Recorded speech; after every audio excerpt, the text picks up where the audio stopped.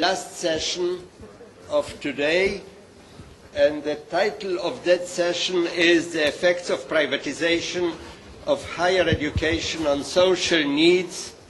And if you read the abstracts, you will discover that it may not be the most appropriate description of a common denominator of the three talks that we have at this session, although the relation between social concerns and this whole process of privatization is a very important issue of what we are talking about.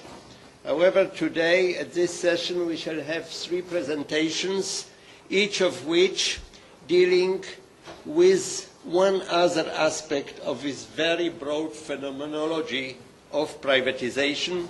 And I just heard that the first speaker is still struggling with some traffic jams on his way to this auditorium, and therefore we shall change the order of the speakers, and we'll start with Elise Brezis. And I know that some people do not need introductions, but I think that everybody deserves one, and therefore, with apology, I shall do it very, very briefly, not as appropriately as I think I should have done it if we had more time. And Professor Brezis, first of all, she is one of the organizers of this conference, responsible for this interesting program that was put together. She is currently the director of the Azrieli Center for Economic Policy at Bar-Ilan University, and among her academic interests is higher education, and she is one of the few individuals in our community which studies this phenomenon academically and systematically. So it's my pleasure to invite her to the podium now.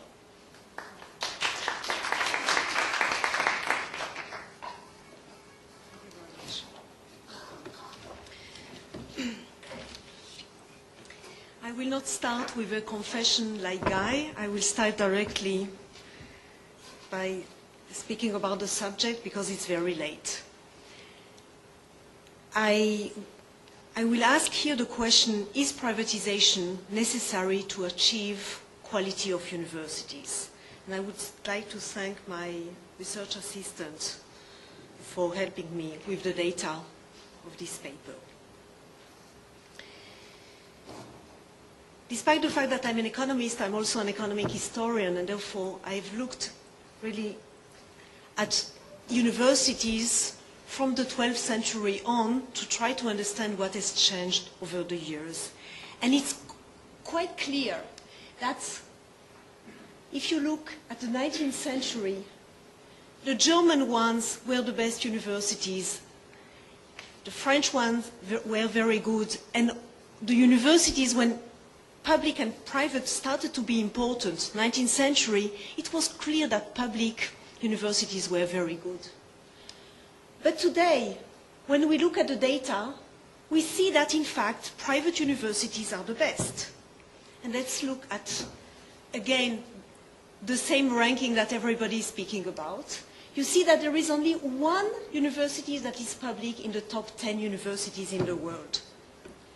So is there some correlation between quality and private ownership?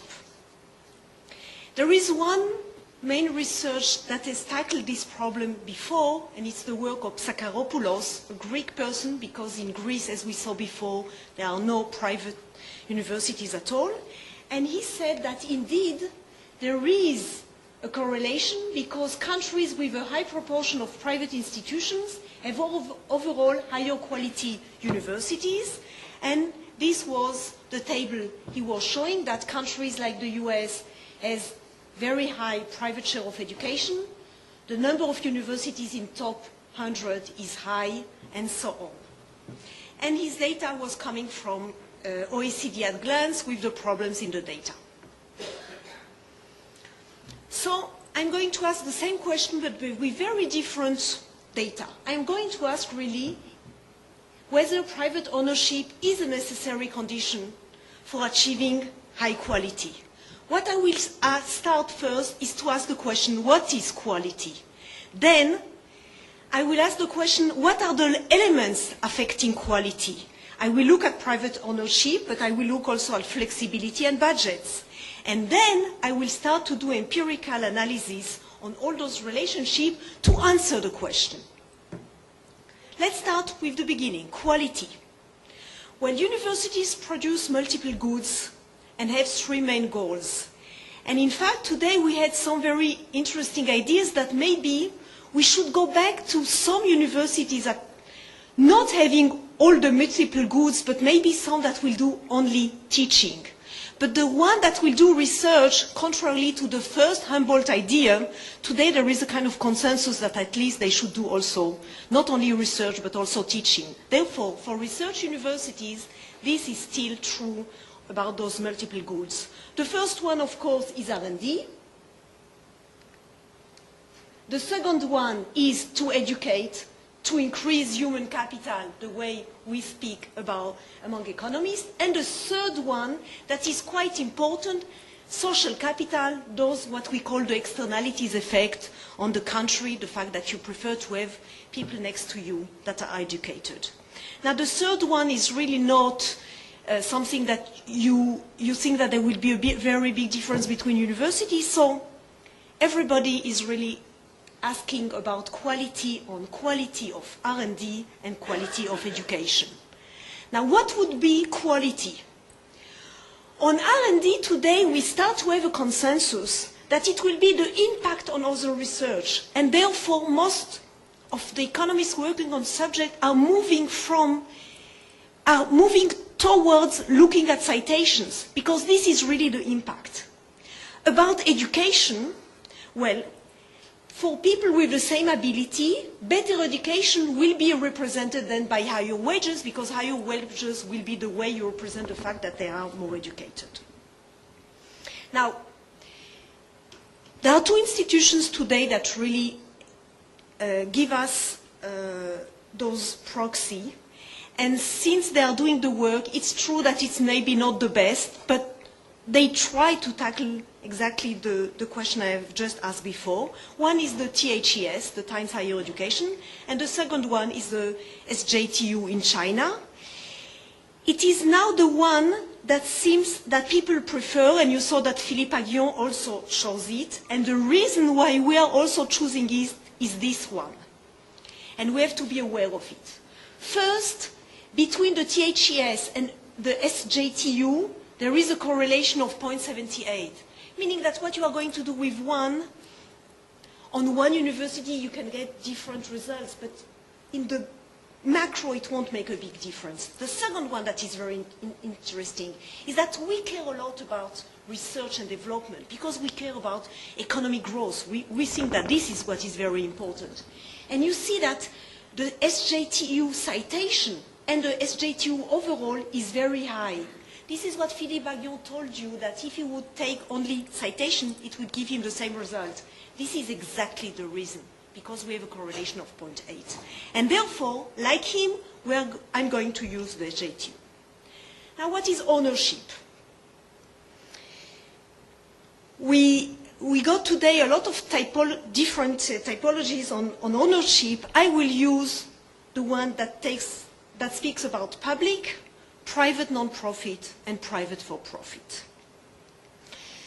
The first group includes all institutions for whose budget the state is responsible. And I'm absolutely aware that we have now private universities that get more public funds than public universities. This is the case in the US, and we are all aware now that you have private institutions that get, and you have public institutions that have to find private funds, either donors or tuition fees. But still, you have this category, and we will see what is really the main point of this definition of this typology. Now, what is interesting is that on the 500 top universities, and we have data, and the universities are coming from 40 countries, only 12% are private. Now, in yellow will be all the private ones. So we will see quite quickly when we move what is happening. You see at the beginning, you have almost everything yellow in the leading US universities. Then, from time to time, one, but less. Suddenly some, and less. This is what we get in on the data on the United States. What with the UK? All the top universities are public. What with the Japanese one? One is a private one. French, you understood that you have none of them that are serious. And the Israeli, we know that the Michlalot do not do research until now, and therefore they are not here. So what we get from the point of view of this typology is that, in fact, you don't have one model. US, as you see, from institutions, 30% is private for profit. Public, it's only 25%. You have a lot of private non-profit, very small ones. But enrollment, 65% is public. And now the question, the empirical question. Does private ownership affect quality? First, let's look at correlation. It will give us a feeling of what the data tell us. The first, what Psakaropoulos did is to look at the correlation between the number of universities in the list of top 100 in a specific country and the percent of private institutions. He has found 54%. But if you look at this same number with the GDP per capita, it's 34%. And what is even more striking is that the number of students is giving you a very good understanding of what will happen about quality of your universities. But this is not the right way to look at data. Because you shouldn't look at countries level. You should look at institutions level and university level. And what I'm going to do here is really working on the microdata of those 500 universities. And I will check the effect of ownership, flexibility, and budget. So the first question is, of course, does private ownership affect quality? I will do also a regression, and my dummy on ownership will be a dummy of 1 when universities are private. I will also check seniority for one reason. If we go back at those data and we look at it quickly, you see that it seems that the year of establishment is very much influencing the ranking. When you start first, you can go higher. So we checked if it is true. And this is the result we get. First, done not only as Psakaropoulos did it, just a correlation. This is a real work, empirical work that is kosher, as we say it. You see very well that private ownership on all the country, on all the 508 universities is what we call significant, meaning that it has an influence. It is the same in the US. And when we add seniority, we see that private ownership becomes less significant, but still we get a mild effect. So this is the first result that we get, that like Psakaropoulos at the country level, I find that at the level of universities, at the individual university level, it appears that ownership has some influence or could explain quality. But then we have to ask, what is inside ownership? Is it a flag? It's enough that you have a flag private? Of course not, or not a color. So what is inside private that makes it somehow better? And only 3 things can be inside: flexibility, budget, and also governance. So let's look, and flexibility and governance are very much related. So let's look at those 2 things. And here I will get results somehow very different than what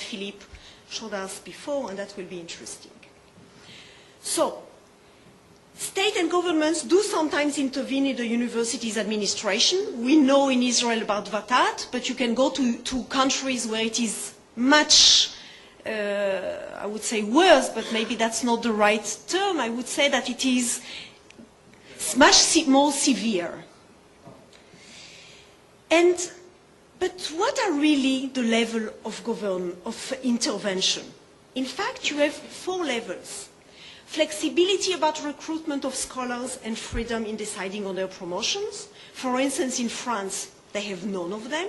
Freedom of admission of students, we have them. They don't have it in France. And somebody today, it was in Turkey, showed us how it's the students that decide, not the university. Freedom of decision on salaries, we are on strike because of that.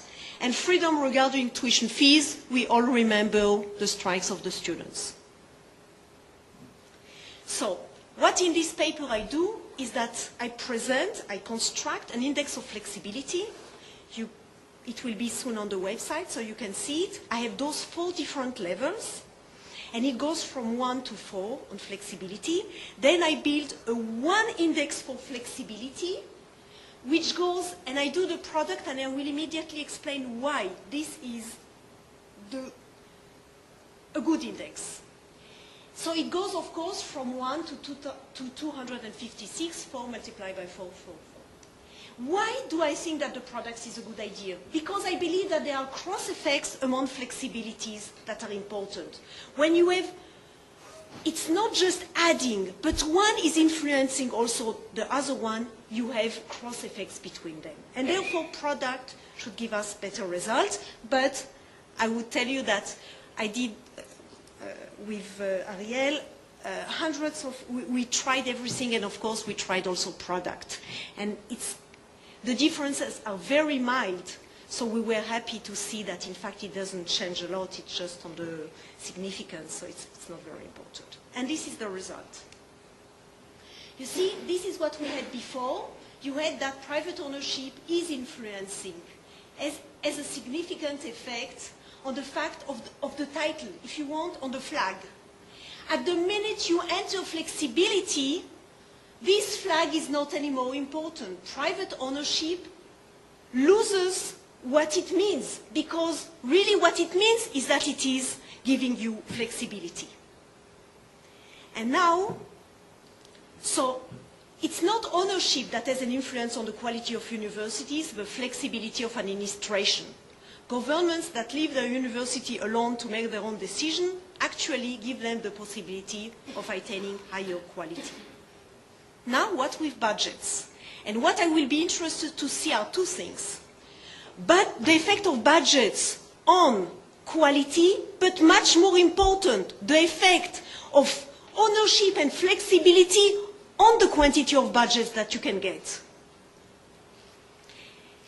Are budgets and budgets per student affected by ownership and flexibility? And the answer will be affected by flexibility, but in the US, affected by ownership. And this might still lead us to think that maybe in the future, in other countries, it can still have an effect, but we will see that at the end, we can even take that out. So what you get, I will just look at one of them here. I enter the dummy on private ownership. I enter here this dummy also only for the US, and the flexibility. You see that the first, something that is striking for an economist, is that we get an R-square of 32% explaining budgets with data that are not related to them. This is something that is very, very strong. It shows that we have a good story. And this story is really flexibility, while in the US, still, you have a kind of effect of the dummy for the US. And when you take out from the US the 20 top universities, this disappears. But it means so that to be at the top, you still have an effect of ownership that we will have to understand from where it comes and to take it off. I look also at budget per student, and we get a very, very similar result. We get we get here that the flexibility on budget per student is not important, and what is important here seems to be really the private dummy.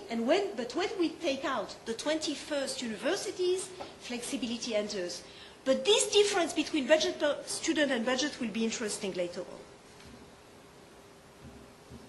Doesn't move? Something happened? Golan is not here. Oh, okay, that's it. It's going to move now. In conclusion, flexibility is an important factor in obtaining budgets. And about ownership, there is a main difference between the US and other countries.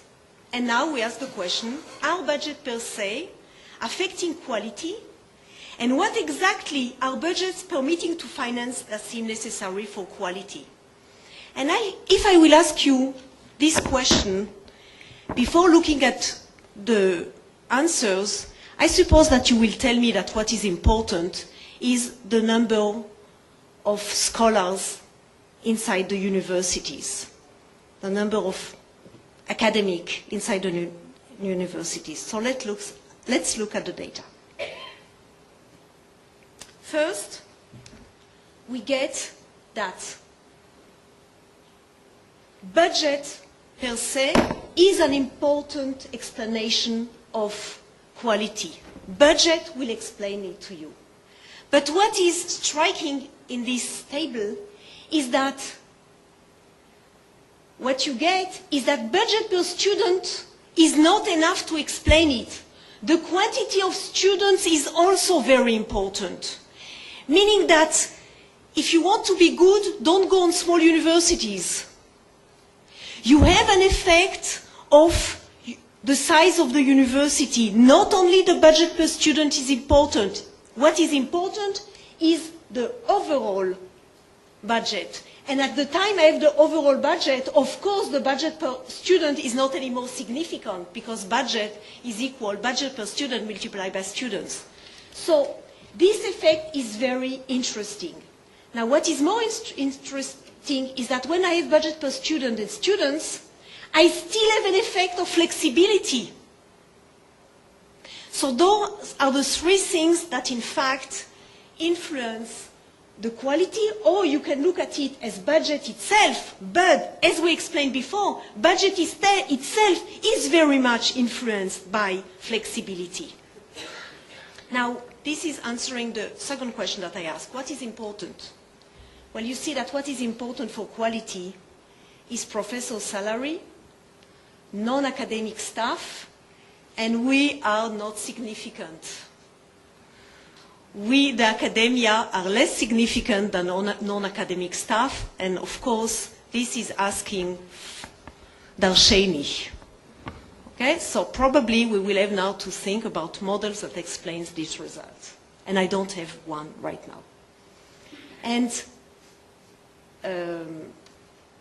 at the moment we have those terms, we don't have any more flexibility. So my conclusion is that it is budget and not budget per student that is significant.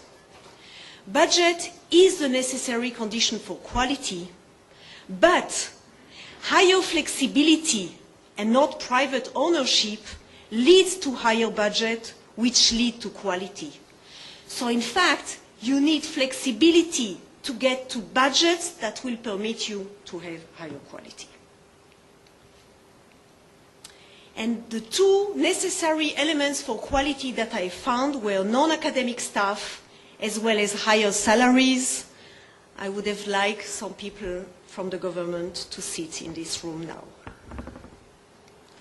So indeed, good universities employ much more non-academic staff and pay higher salaries than the others. And now, let's conclude. The question that was the title of my paper was, is privatization necessary to achieve quality of universities? And the answer is no, but flexibility is. Can we have from this very empirical paper some result that that Israel can use it now? Yes. if flexibility is so important, unless the unions and governments and the public opinion, for you, but you see, I wrote it before, understand that the best policy is to permit at least some flexibility, privatization will become the panacea. It is not a necessary phenomenon that you will have a lot. I'm not speaking about developing countries that do not have at all budgets, that, as Philippe Aguillon showed us before, are not at all at the limit, at the frontier of technology. And therefore, it's not important if they have right now higher education. What is important is that they invest in primary and secondary education, and the people that will use private education will do it at the level of private because their private return will be high. So this is not important. I'm not speaking on those countries. I'm speaking a country like Israel, France, that are at the frontier today of technology. If they don't want to lose it, they have to be the best. To be the best, they need flexibility. If they will not have flexibility, there will be only two possible dynamics. Either they will lose their lead, and Israel will go down, and Europe will go up, and we will not like it, or somehow we will have forces inside the economy that will do it, and this will be private. Private is not the only solution, but if you won't give flexibility, then the lack of serious reform in countries without flexibility will lead to private university to take the lead. And in Israel, we know very well that there are already some departments that the IDC slowly but surely start to build with the flexibility they have and getting the lead slowly but surely. So what the paper says from the point of view of policy is that privatization is not necessary. But if you won't give flexibility, then that will be the only way to continue to get the lead. Thank you very much.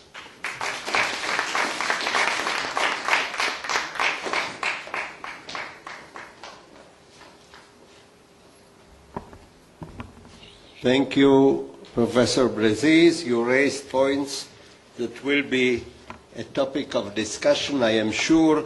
And now I'm happy to tell you that